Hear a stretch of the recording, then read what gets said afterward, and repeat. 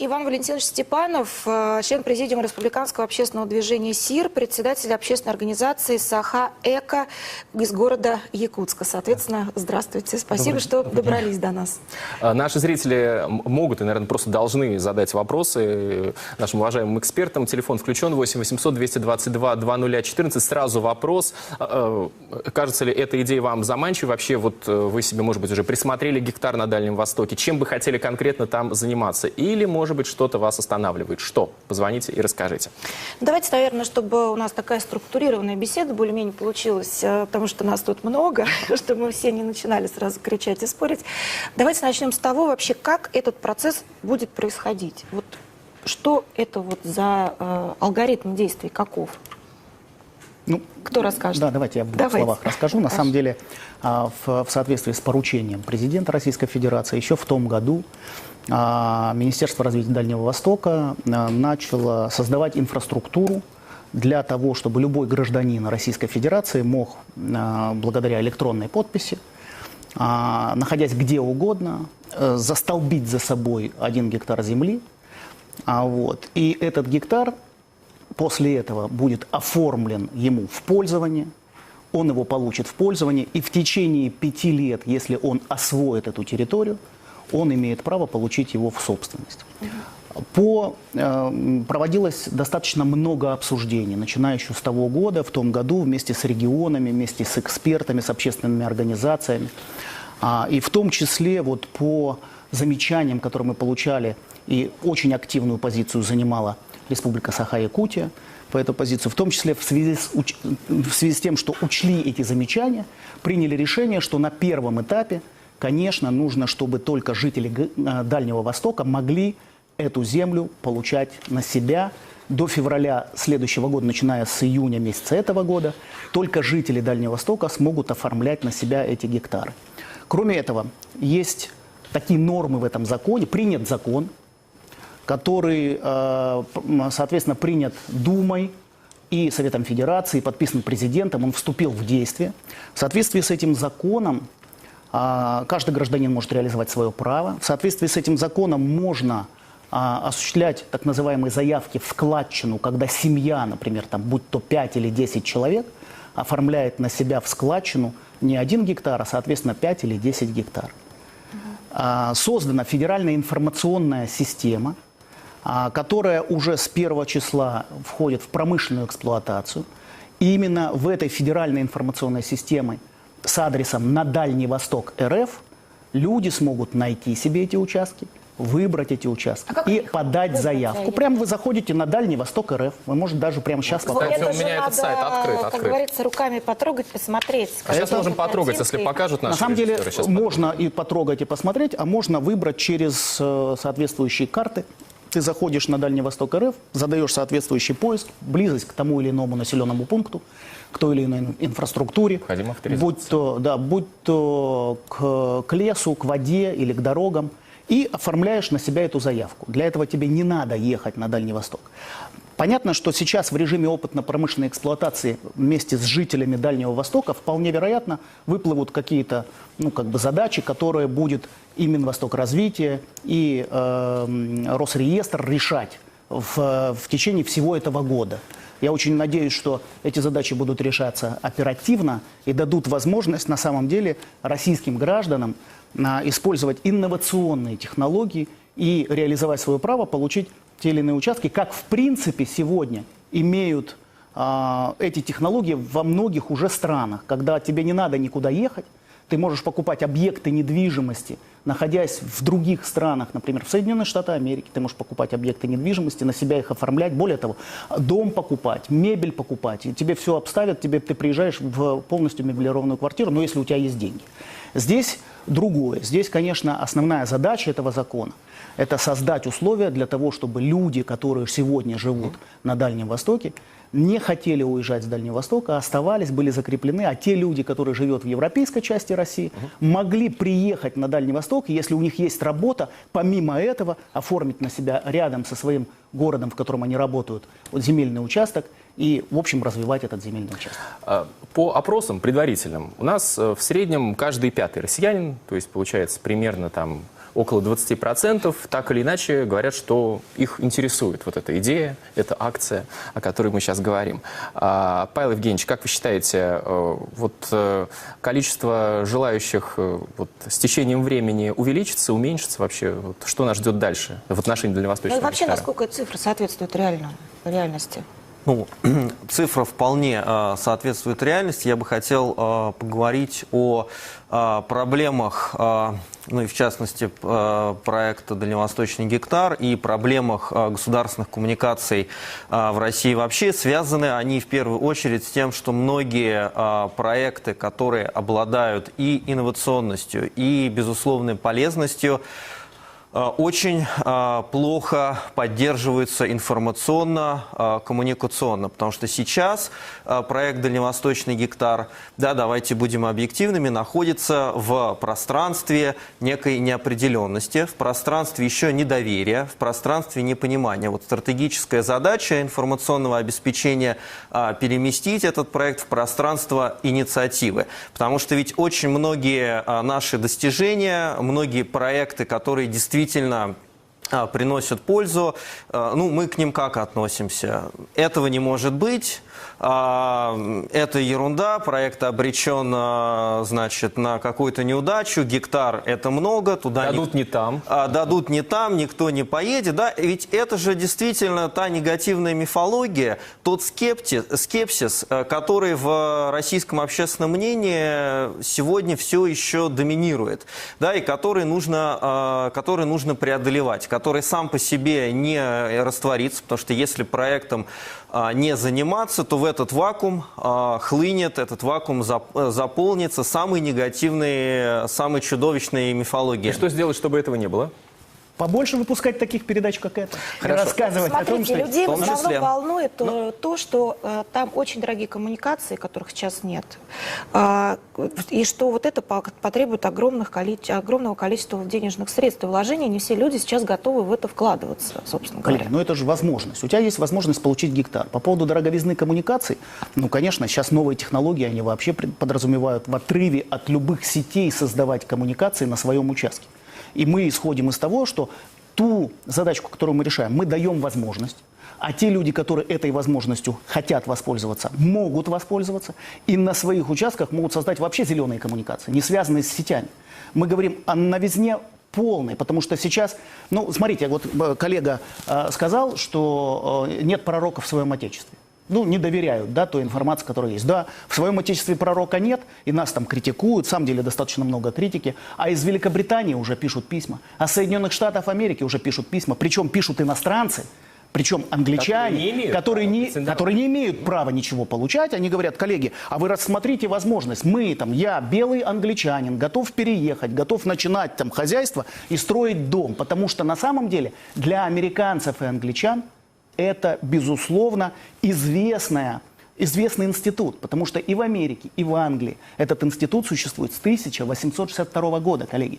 Это называется усадьба, и ты мог, соответственно, воспользоваться этим правом, и, ну, как бы эту задачку решали в том числе для того, чтобы реформировать то костное земледельческое лобби, которое держало землю в Америке, и они на севере начали раздавать земли.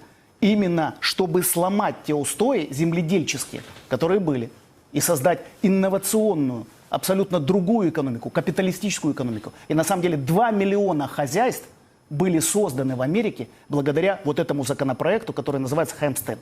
Хэмпстед законопроект, и был реализован. Но не все регионы-участники акции под названием «Дальневосточный гектар» отнеслись к ней благожелательно. Ну, в Америке тоже не все. Иван Валентинович, пожалуйста, расскажите, вот вы представитель нескольких общественных движений в Якутии. Почему в Якутии, я так понимаю, немалая часть населения выступила против? Ну, на самом деле, вот я представляю общественное движение СИР, что в переводе означает «земля». Но земля, вы сами понимаете, это как основа жизни и деятельности любого народа, и для нас это очень важно, как и для любого другого народа. Здесь существует несколько объективных причин, почему мы были против этого законопроекта. что заставляло нас в 40-градусный мороз выходить на митинги, в пикеты. Вот, кстати, ваш показывает, да. федеральный канал как раз-таки вот и освещал эти события. Спасибо вам большое за объективность. Вот. Почему? Ну, во-первых, Якутия, она немножко уникальная в том плане, что она вся полностью находится в сильнольдистой криолито-зоне.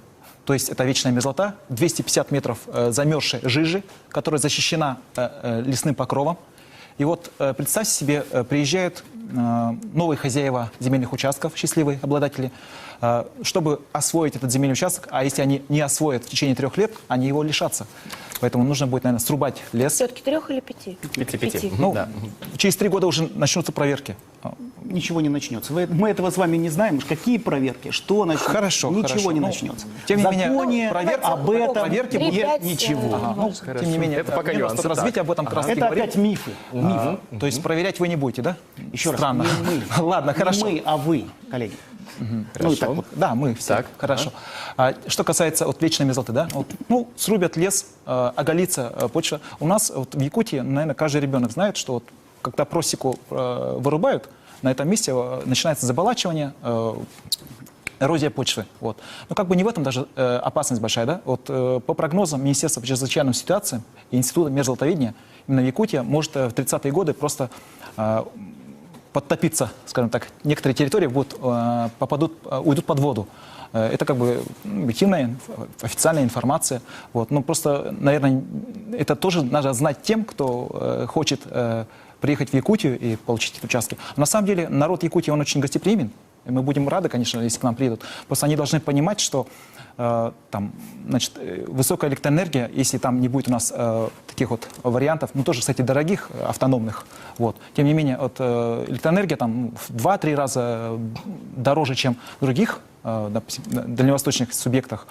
Но высокая там стоимость стройматериалов, там, высокие транспортные расходы, это все понятно, да? Но я считаю, что это счастливые люди будут получать электроэнергию по такой высокой цене. Просто не во всех тех участках, которые раздаются, будет электроэнергия, а это дорого стоит туда протянуть. И боюсь, что не каждый сможет доехать. То есть, конечно, на вездеходах можно будет доехать до этого места, но потом разочарованно вернуться, да? Нет, Вот. ну плюс же дороги еще нужно будет построить. Дорог-то там практически нет. Ну Да, вот. надо об этом тоже прямо говорить. Вот. Ну а на самом деле, конечно же, не только в этом наша основная причина, потому что вырубка леса, это вы сами понимаете, что вот эти пожары прошли, большие территории просто сгорели. И поэтому, это источник кислорода, легкие планеты. Вот. Ну, как бы вот это для нас тоже глобальная проблема считается, да? И потом надо понимать, что у нас есть традиционный уклад. Мы как бы, вот закон защитил коренные малочисленные народы Севера, а народ Саха, он не является малочисленным народом. И поэтому вот тот уклад, а у нас, чтобы значит, содержать одну голову коровы, нужно не менее 4 га, чтобы лошадь содержать 18 га, для оленей 24 га, да? То есть вот эти территории, если каждому раздадут по 1 гектару, ну, может, чуть больше, да, там как-то вот уговорят, там, вот. Тем не менее, это вот просто стерет наш уклад, традиционный уклад. Это тоже большая угроза для нашего народа.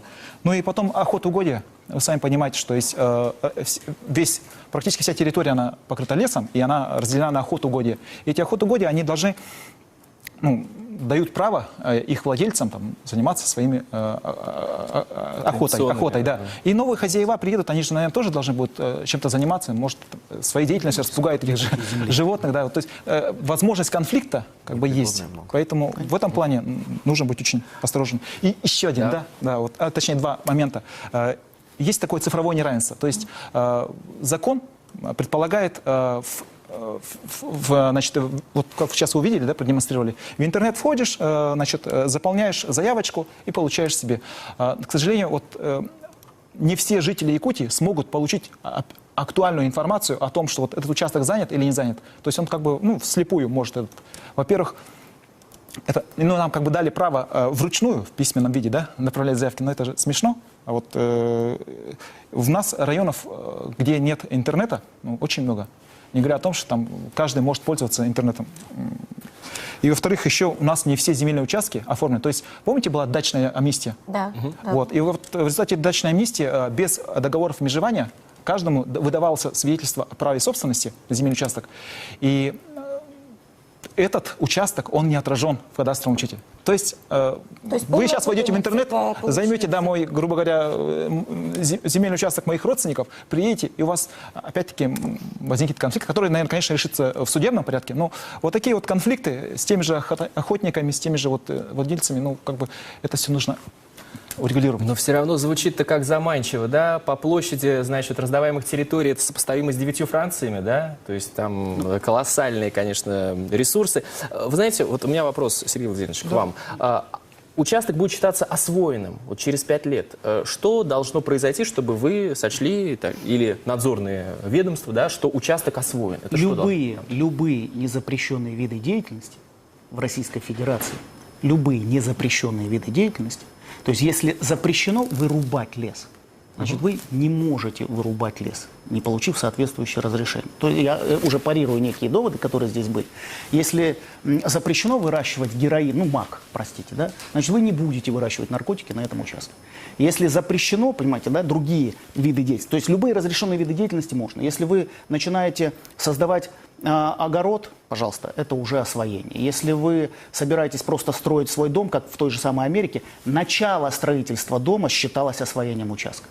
Начало строительства дома, освоение участка. А здесь только дальше нужно, да? здесь еще этого мы специально, сейчас вот Министерство развития Дальнего Востока специально ничего не прописывает, исходя из вот этой логики. Все, что разрешено в Российской Федерации, то будет считаться освоением. Но что сейчас происходит? Сейчас на сайте агентства по развитию человеческого капитала archk.ru идет конкурс, творческий конкурс. Мы его начали, уже собрали более 30 заявок о том, какие же граждане предлагают способы освоения этого участка. И там есть удивительные предложения. От выращивания клубники и голубики на этом участке до создания там каких-то таких поселений вместе с организацией там юрт, понимаешь, да, легко возводимых и так далее, и так далее. То Слушайте, есть это Сергей, все происходит. подождите, Мы ну специально запустили вот эти творческие конкурсы для того, чтобы поднять такое, знаете, творчество всех нас. У нас россияне-то очень творческие Творчество у люди, нас всё в порядке, придумают точно. такие замечательные проекты, которые будут реализовывать те люди, особенно молодежь. Ведь, смотрите, Суперджоп, исследовательский центр, провел сейчас исследование в апреле. Вы говорили об исследовании, которое проходило в 2015 году. Я вам говорю, 11-12 апреля Суперджоп провел исследование по поводу того, а как поменялось настроение людей. 9% населения страны по общероссийской выборке подтвердили не просто заинтересованность, сказали, мы внимательно следим, знаем все, что происходит по этой теме, и следим за этим. Это Сергей, не факт, что они подождите поедут. минутку, дайте женщине Ну, в единственное целом и сказать. Суперджоп не будем в сравнивать, студии. да. Подождите. Экономически активное население в Суперджобе, Хорошо. конечно, Марина. более релевантная выборка. Сергей, я вас все равно не перекричу. Вот Иван Валентинович совершенно четко обозначил позиции, по которым, в общем, этот проект не очень видится реализуемым, например, в Якутии. Именно в Якутии. То есть все по пунктам было сказано, что это вечная мерзлота, что это заболоченные, что это выгоревшие земли, отсутствие дорог, отсутствие коммуникации, отсутствие интернета. Вы мне говорите про выращивание клубники, про проекты Я вам какие-то. расскажу по поводу... Вот Я услышал ваш вопрос. Давайте, вот по поводу Якутии. Смотрите. Давайте. Первое. Именно муниципалитеты и региональные власти принимают решение о том, какие земли они не могут ввести в оборот. То есть они должны будут аргументировать, почему. И этот реестр земель, соответственно, защищать перед федеральными властями. Каков процент таких земель, о которых вы говорили вот сейчас? Это вопрос к вашим властям. Да, но Пусть они ведут нормальный. Я думаю, что наши власти сделают все возможное для того, чтобы защитить максимальное количество таких вот опасных мест, земель, да, но Конечно. вопрос в том, что как бы экономическая целесообразность, что ли, вот, ну, приедет к нам средний житель там Тульской области, да, приедет к нам, будет у него дачный участок, грубо говоря. Дачный участок, самый дорогой, наверное, в этой стране для него будет дачный участок, куда он будет ездить на самолетах, да, цены там сопоставимые с зарубеж съездить. Вот по одной только Якутии мы, кстати, Да, показывали. да, Ладно, вы а понимаете, чему- о чем я говорю, да? Почему мы с вами Вот. тогда переживаем Про за то, что Якутию? сельское хозяйство там развивать, ну так есть я вам другие скажу, что регионы. это не тема. Для Иван, Якутии это прекрасно. не тема. Но есть другие регионы на Дальнем Востоке, где тема развивать сельское хозяйство. Я согласен с вами. И при этом мы говорим о следующем. Закон един для всех в России. Совершенно согласен. И в том числе для Якутии. И нужно просто его делать и выполнять. Прервемся ровно на 3 минуты и потом продолжим, чтобы было интереснее, чтобы зрители не переключались. Нам пишут, соберите их всех в студии через 5 лет, вместе посмеемся. Вот, кстати, по поводу неверия, да? Да. Пишет нам зритель.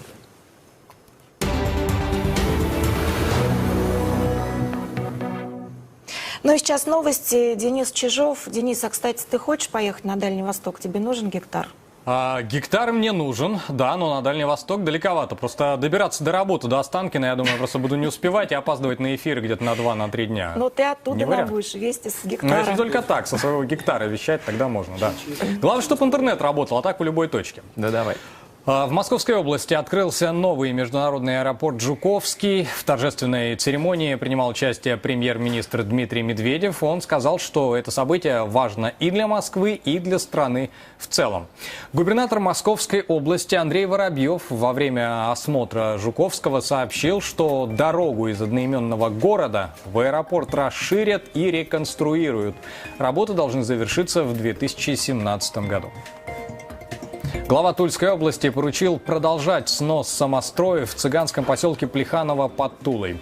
Алексей Дюмин встретился с главой городской администрации Тулы Евгением Авиловым и сказал, что в Тульской области все эти Шанхаи непонятные не нужны. Конец цитаты. Сегодня в Плеханове под охраной полиции начали сносить первые из более чем 120 объектов. Глава городской администрации Тулы Евгений Авилов заявил, что сносить будут по 10 домов еженедельно. Ходатайство следствия об аресте сына бывшего министра спорта России Антона Иванюженкова рассмотрят 2 июня. Сегодня Подольский городской суд продлил срок задержания Иванюженкова, сославшись на неготовность результатов наркологической экспертизы. По данным ГИБДД, в субботу утром 22-летний Антон Иванюженков на BMW X6 столкнулся с легковой «Шкодой», а затем сбил 2 человек на автобусной остановке. Мужчина и женщина попали в больницу. Немецкий футболист с советскими корнями получил российский паспорт. Роман Нойштеттер отправился за главным документом накануне, сразу после вечерней тренировки сборной России по футболу в Швейцарии. Об этом сообщила пресс-служба Российского футбольного союза. Президент Владимир Путин подписал указ о приеме Нойштеттера в российское гражданство 18 мая. 28-летний футболист родился в Днепропетровске, теперь этот город называется Днепр. В детстве он вместе с семьей переехал в Германию, но и в 2015 году решил отказаться от немецкого гражданства. Режиссер Эмир Кустурица стал обладателем гран-при международного кинофестиваля «От всей души». Мероприятие в эти дни проходит в Ульяновске. Награждал Кустурицу глава Ульяновской области Сергей Морозов на концерте «No Smoking Orchestra», которым руководит Эмир Кустурица. Кинофестиваль «От всей души» завершается в Ульяновске завтра. Я думаю, неожиданность для Кустурицы в первую очередь. Он как бы приехал-то как гость поиграть, спеть, а тут хоба и вручили еще наград. Могли бы и квартиру дать, как в некоторых других регионах. Или паспорт заодно еще какой-нибудь. Может, Это были новости от можно? Дениса Чижова. Спасибо, Завтра Денис Денис. к нам, наверное, вернется. Да, Денис? Я думаю, да. Если на Дальний Восток не отправите за гектаром, то приду. Спасибо, пока.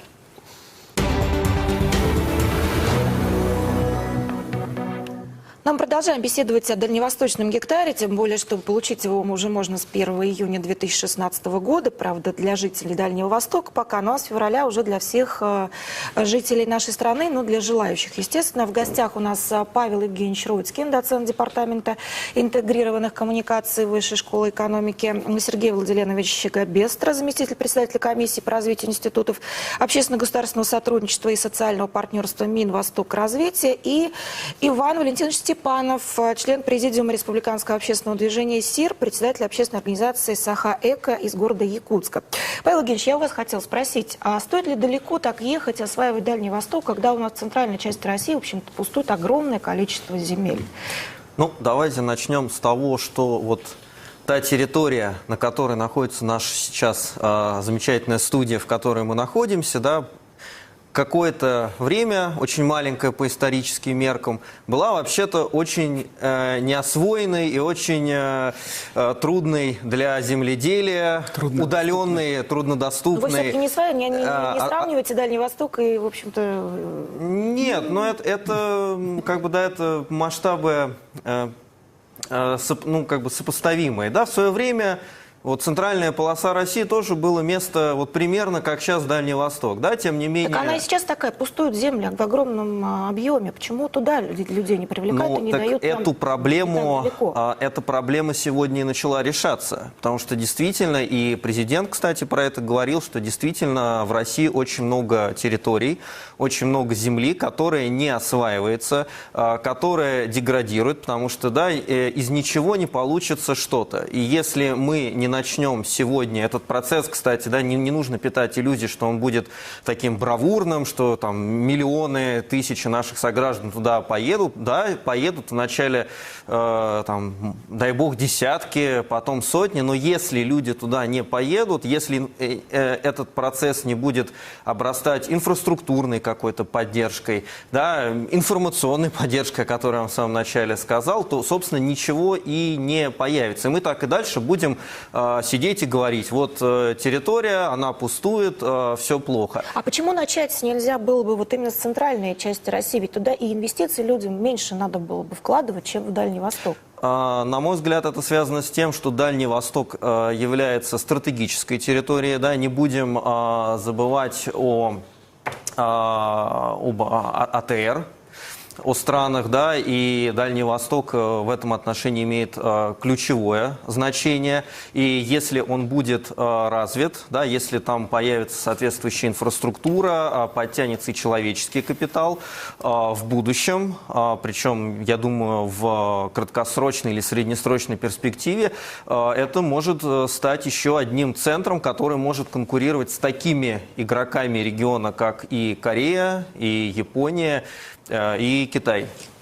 Я вот с большим воодушевлением читаю сообщения наших зрителей. Не скрою, пока действительно больше вопросов, негатива и так далее. Ну, действительно, народ творческий, с юмором. Вот пишут нам: поставим палатку, будем выращивать клубнику без света, воды, газа, канализации. Так романтично. Другой пишет: а хорошо бы туда золотую московскую молодежь отправить. И сразу найдется применение шальным деньгам. А то пока бедные придут и освоят на свои скудные зарплаты землю, вот ждать этого придется до японской Пасхи, здесь написано. Вот, и спрашивают очень многие, кстати. Ну, наверное, вопрос не к вам, а вот как раз к вашим собеседникам по ту сторону стола.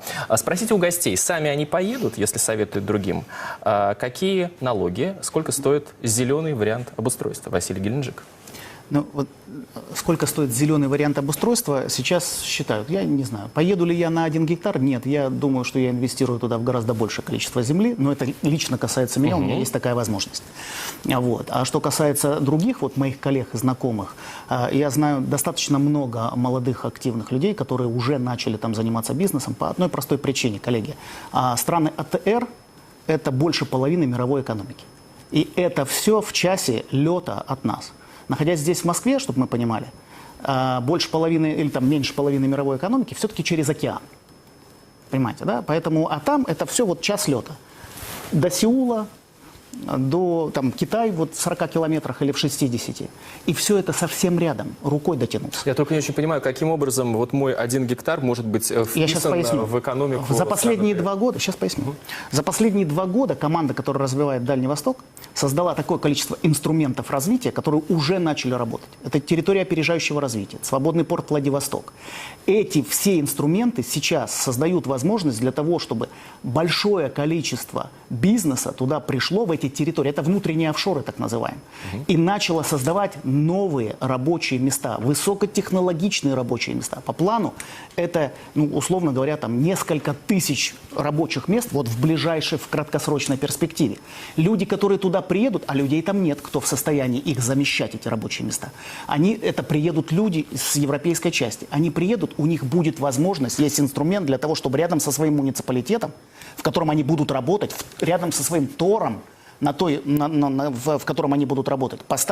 Взять 1 гектар и закрепиться на этой территории, сделать себе дом, в котором они будут жить. Потому что решения, которые приняты рядом с муниципалитетом, в 10 километрах администрация может выделять.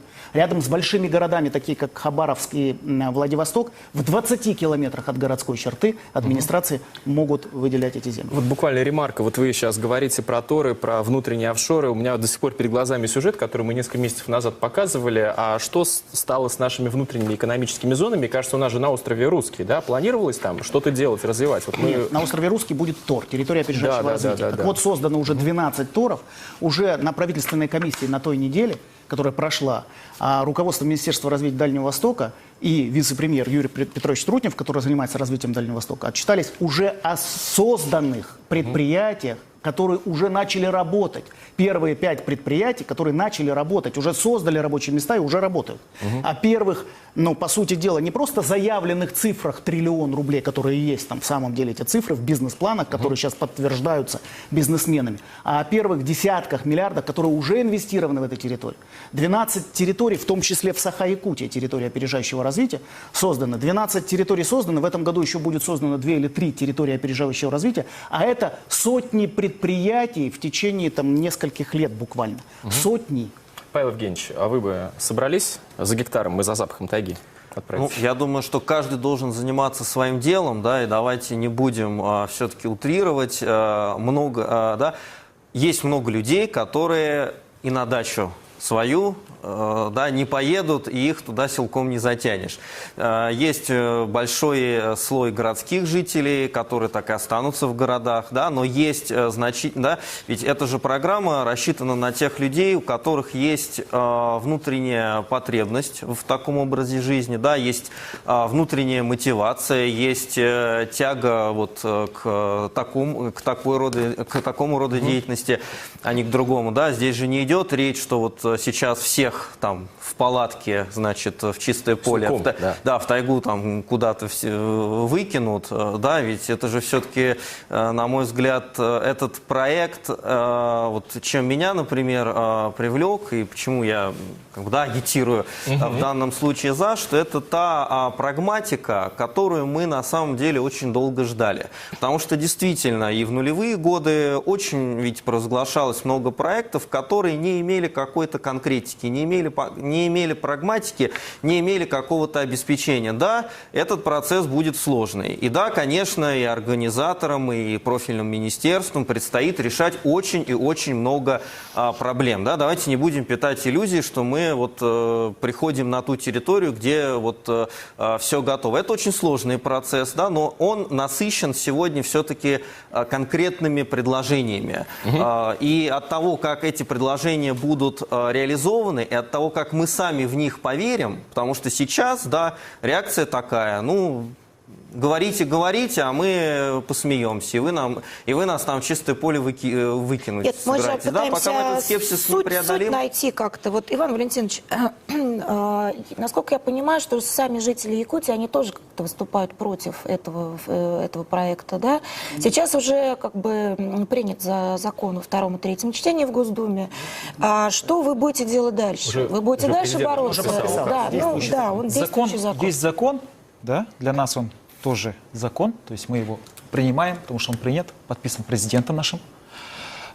Другое дело, что мы на том этапе с законопроектом, конечно, активно боролись. Сейчас мы просто путем внесения поправок будем работать. Тем более, что во-первых, я скажу, что в Госдуме по нашей поправке об исключении наших земельных участков на территории республики проголосовало 124 депутата. 2 депутата из них, Николаев и Тумусов, это наши представители в Государственной Думе. А кроме них 122 депутата проголосовало за то, чтобы исключить.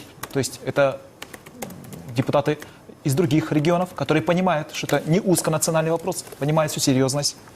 Более того, в Совете Федерации активно выступили и наши сенаторы, и Штыров, который сказал, что это уникальный закон по своей бессмысленности. И Акимов, и Николай Иванович Рыжков очень сильно тоже сказал. Валентина Ивановна Матвиенко сказала о том, что действительно закон требует доработки, и что даже целесообразно будет создать рабочую комиссию о внесении в нее поправок. в связи в основном с нашими опасениями. А так закон, конечно, нужен, на самом деле. С точки зрения глобальной безопасности, да, я же тоже патриот. Меня, кстати, смущает, что заинтересовались товарищи из Англии, да, иностранцы. Я бы не хотел, чтобы наши государственные земли оказались в руках иностранных государств, иностранных А законом не позволяет? Закон не позволяет и не будет. Закон не позволяет напрямую стать им владельцами. Да? Они даже не могут купить у того, кто стал владельцем.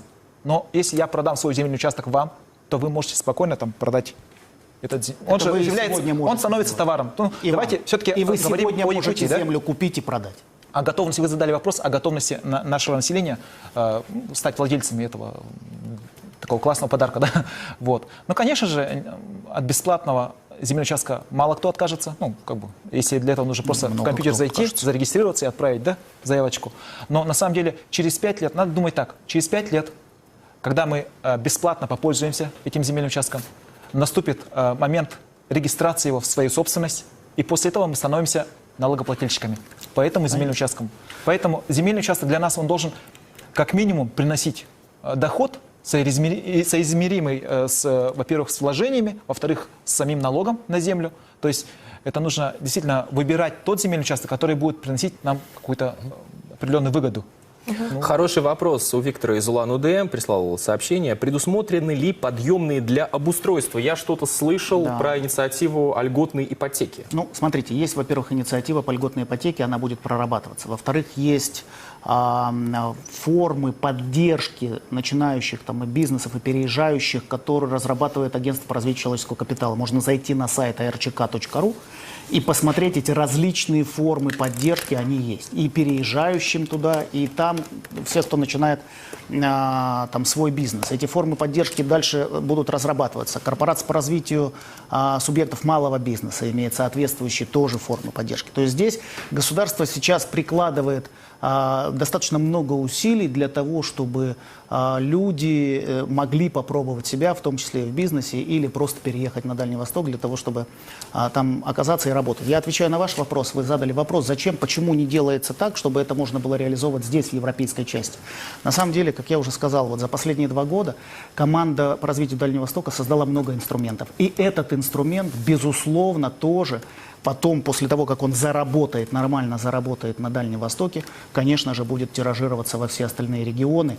И это вот по своей природе, на самом деле, удивительный инструмент, когда государство дает возможность людям оформлять себе участки земли, оформлять их, не выходя из собственного дома, даже пусть это будет в 15 километрах, а не в нескольких тысячах километрах от вас. Понимаете, да? То есть вот это новые инструменты госуправления, которые на Дальнем Востоке сейчас от идей приземляют в конкретные мероприятия, в конкретные законы, в конкретные информационные системы, которые будут работать. Ну вот люди совершенно справедливо пишут, причем таких сообщений несколько, то есть получаешь голый гектар, если туда переезжаешь с семьей, ни магазинов, ни больниц, ни детских садов, ничего. Это вот не совсем так. Вы можете выбрать не 1 гектар, если с семьей, а несколько гектар на всю семью, как я говорил, в складчину, и выбрать в определенной удаленности от муниципалитета. Сам себе построить детский сад? Нет, еще раз. Вы выбираете территорию, которая находится недалеко от муниципалитетов, недалеко от той инфраструктуры, которая есть. Никто же вас не заставляет. Немного? Много. Вы знаете, сколько вообще свободной... Близко, это что знаете, вы считаете сколько близко, свободной сколько? земли на Дальнем Востоке? Нет, я не знаю. 600 с лишним, 650 миллионов гектар. Но она Ее же не много, вся находится она не вся возле находится. населенных А вот пунктов. возле населенных пунктов тоже достаточно большое количество. Сейчас начался эксперимент. Во всех территориях, ну или в большинстве территорий, муниципалитеты ввели в порядке пилота сейчас территории для того, чтобы мы вот в этот период, в период такой опытно-промышленной эксплуатации, значит, смогли выбрать, ну, те люди, которые с Дальнего Востока смогли выбрать эту территорию, соответственно, позиционировать ее возле тех или иных муниципалитетов и начать процесс регистрации этой земли.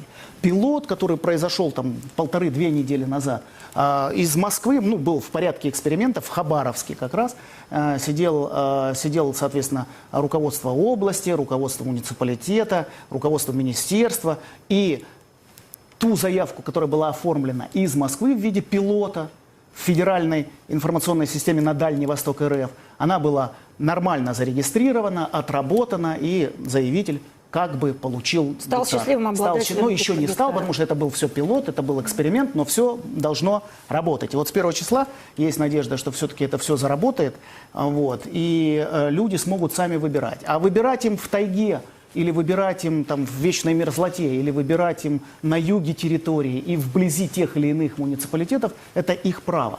Кто-то хочет подальше, кто-то хочет поближе. И переезжать с семьей, не имея работы, понимаете, да? А переезжать на голый гектар, нужно все-таки, коллеги, быть здоровыми, да? Поэтому ты сначала получи работу, если у тебя есть работа. Потом ты посмотри, есть ли у тебя возможность, сделай заявку на тот гектар возле того муниципалитета и той работы, на которую ты будешь ходить, ты приедешь, посмотришь, осмотришься, у тебя есть возможность. Сегодня же, есть ли у тебя возможность получить гектар, даже если у тебя есть работа? Люди там живут десятками лет, не могут получить землю. Почему? Потому что земля сегодня актив чиновников. Они распоряжаются этой землей. Мы придумали, Министерство развития Дальнего Востока придумало инструмент, который у чиновников вырывает этот актив и дает возможность людям без чиновников, без посредников, без взяток, без коррупции оформить на себя эти активы. Ну, смотрите, вы сейчас говорите все-таки больше о тех людях, которые там живут сейчас. Ну, на этом этапе, да, конечно. Потому что, рано или поздно этот этап будет расширен. То есть февраль уже могут скоро, быть... да. Я очень надеюсь, да. Время-то бежит быстро. И как тогда? Вот у человека есть семья, но он вроде как и хочет. Он приезжает на голое место, он бросает своих детей, свою жену, там что-то пытается где-то как-то устроиться. Как вот в этой ситуации быть? Он же не может дистанционно управлять бизнесом, там, пахать землю, вырубать лес, строить дороги. Ему же там надо будет присутствовать, где-то Я жить. не понимаю, в чем ваш вопрос. Если правда. там нет инфраструктуры. Так и не надо туда ехать, если там нет инфраструктуры. А ты, если выбрал землю там, где есть инфраструктура, ты едешь, останавливаешься и развиваешь дальше эту землю. Ну, как-то... Я честно не понимаю даже, что вы спрашиваете. Вы знаете, вот, наверное, Марина спрашивает, извините, пожалуйста, если сейчас режиссеры покажут мой компьютер, вот я нахожусь на сайте на Дальний Восток РФ, и там есть такой раздел «Меры поддержки граждан», социальные льготы. Значит, для работающих граждан. И вот здесь указаны значки, символы регионов, в общем, да, сокращенная рабочая неделя для женщин, районный коэффициент для расчета зарплаты. Я открываю для пенсионеров. Меры поддержки граждан. Пусто. Для семей с детьми. Пусто. Ну, во всяком случае, на сайте. Может быть, оно в жизни иначе, может быть, там... Ну, давайте сайте через 2 еще дня всегда. заглянем и посмотрим через 2 дня, как меры поддержки граждан. Ну, я, на самом деле, вот опять же, мы опять ссылаемся на статистику, да. Суперджоп провел опрос, и в основном, конечно, те люди, которые следят за этим законодательным актом, за его развитием, это молодежь. То есть люди пенсионного возраста, ну, понятно, что это не экономически активная выборка, а у Суперджоба все-таки экономическая активная выборка. Значит, людей таких мало, кто следит за этим. Молодежь. И в основном мужчины. Да. И семьи, молодые, извините, семьи, в которых дети. А вот решить жилищный вопрос сложно, да, и наверняка тоже интересуются семьи с маленькими детьми. Ну, не могу сказать вам с Понятно. уверенностью. Давайте послушаем Валентину из Воронежа. У нее есть какой-то вопрос или мнение. Валентина, здравствуйте. Добрый вечер. У меня такой вопрос к представителям власти. У нас много их теперь, не то что при коммунистах. Вопрос такой. Мы уже освоили целину. И что это закончилось чем? Не может ли получиться, что мы леса повырубим и останемся кем? Спасибо. Да. Спасибо за Сергей вопрос. Владимирович, видимо, к вам. Да не может, потому что зачем же нам вырубать леса-то?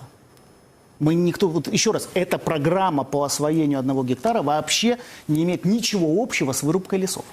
То есть это абсолютно разные вещи. Будет ли возможность получить лесной участок? Да, но ты не можешь вырубить. Ты в соответствии с законодательством Российской Федерации не можешь вырубить. Но получить ты его можешь, ухаживать за ним можешь. Можешь, наверное, даже грибы там собирать.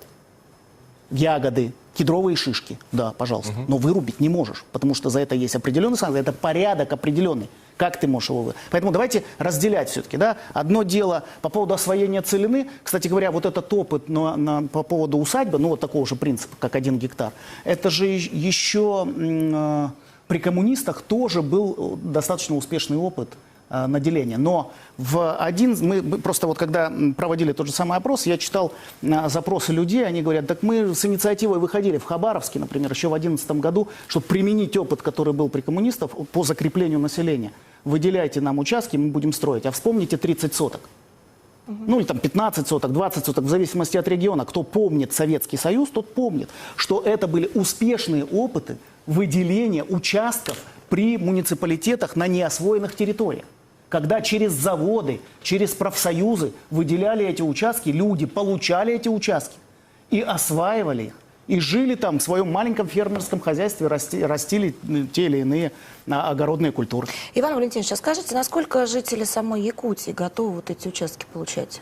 Ну, они, вот, вообще, хотелось бы сказать, что вот, вы хороший вопрос задаете, между прочим, Марина, вот задали вопрос по поводу Я, честно говоря, инфраструктуры, да? не поняла, почему вот Сергей меня не понял. Нет, Сергей, вы очень правильный вопрос задали, да, вот я сразу хочу насчет инфраструктуры. Действительно, ну как, приехать без детских садов, да, без больницы, но уже сейчас для нашего небольшого там населения, да, в Якутии, детские сады – это большая проблема, это боль нашей системы образования, да, но тем не менее ее как-то пытаются решать, там, частные садики, там что-то еще, ну, пытаются, но это большая проблема. У меня самого ребенка, дети есть, и я понимаю, что каждый раз это было страшные очереди, в общем, ладно, вот, и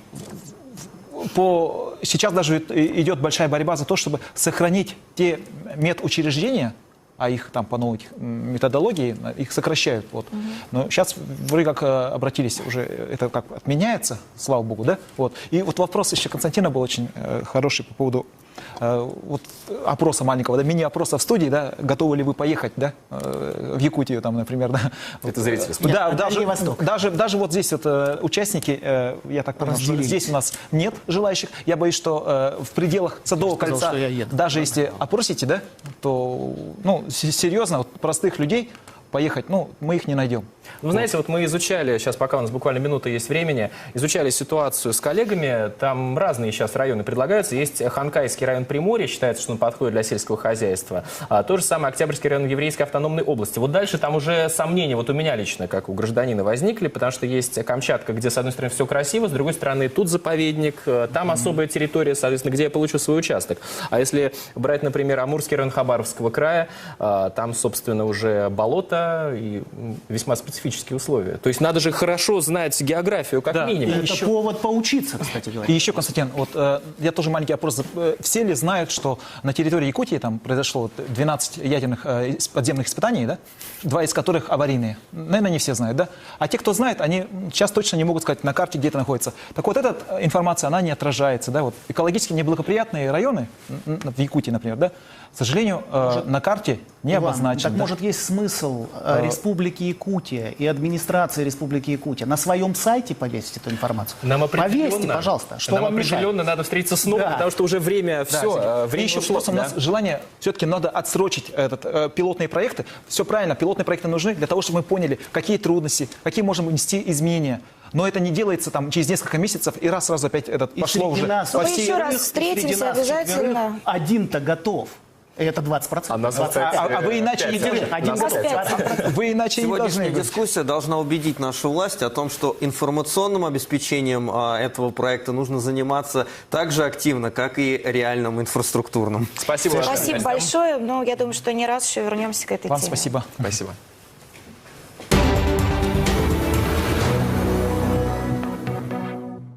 Ну а дальше к нам уже присоединился Антон Алфимов.